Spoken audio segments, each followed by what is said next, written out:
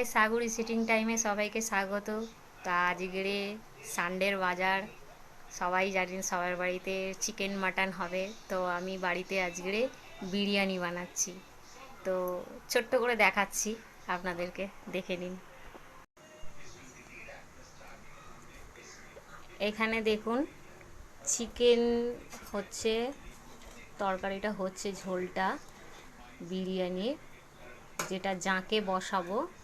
আর এখানে হচ্ছে আলু আর ডিম সেদ্ধ করে ভাজা করা আছে। আর এখানে বেরেস্তা মানে হচ্ছে পেঁয়াজ কড়া করে ভেজে রাখা আছে। আর এখানে হচ্ছে বিরিয়ানির চালটা, ভাত আমি করে রেখে দিয়েছি রেডি করে। তো এটা আমি ননস্টিক কড়ার মধ্যে করছি, ঢেলে নিয়েছি, তারপরে এবার দেখাবো। বিরিয়ানি মশলাটা দিয়ে দিলাম, দই দিলাম,